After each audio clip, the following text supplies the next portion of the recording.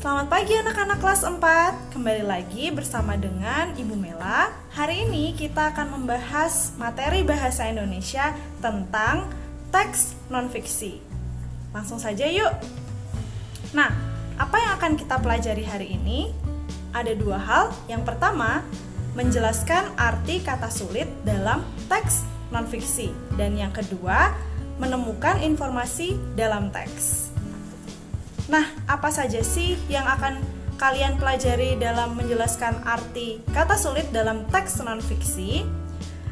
Saat kalian membaca teks, pasti kalian akan menemukan kata-kata yang sulit, atau biasanya kita sebut dengan kosakata. Nah, kata-kata yang sulit itu biasanya akan membuat kalian kebingungan apa ya artinya. Untuk membantu kalian dalam mengetahui arti atau makna dalam kata sulit tersebut, anak-anak bisa mencari artinya di Kamus Besar Bahasa Indonesia atau biasa disebut dengan KBBI. Siapa di sini yang di rumahnya ada KBBI?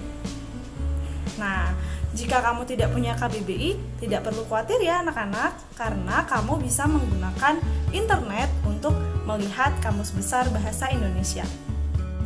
Nah, misalnya, jika kamu ingin mengetahui arti kata keberagaman. Apa sih itu keberagaman?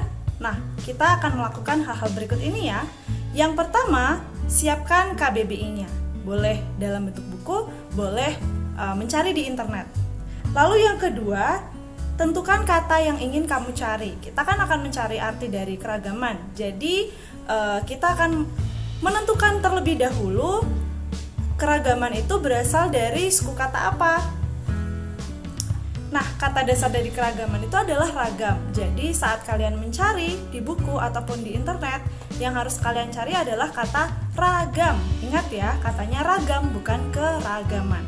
Setelah kalian menemukan kata ragam, di situ kalian lihat di bagian bawah-bawahnya, nanti pasti akan ada berbagai macam kata yang menggunakan suku kata ragam. Salah satunya adalah keragaman. Nah, setelah kalian menemukan, berarti kalian berhasil menemukan arti dari kata keragaman yang berasal dari suku kata ragam. Nah, tadi Ibu juga sudah menyampaikan ya bahwa kalian tidak wajib memiliki KBBI. Kalau kalian mau beli silahkan, tapi kalau kalian ingin mencari dari internet juga boleh sekali ya anak-anak. Lalu yang kedua adalah menemukan informasi dalam teks. Bagaimana cara menemukan informasi dalam teks? Ibu rasa kalian sudah sangat mengerti dan sangat bisa ya di bagian ini, karena di tema yang sebelumnya kalian sudah pernah mempelajarinya. Bagaimana cara menemukan informasi di dalam teks. Pada saat kita membaca teks, pasti teks yang kita baca itu berisi tentang informasi. Nah, informasi tersebut menyampaikan tentang apa? Contohnya adalah keragaman suku di Indonesia. Suku di Indonesia sangat beragam ya anak-anak. Setiap suku memiliki bahasa daerah, kemudian memiliki bahasa yang beragam.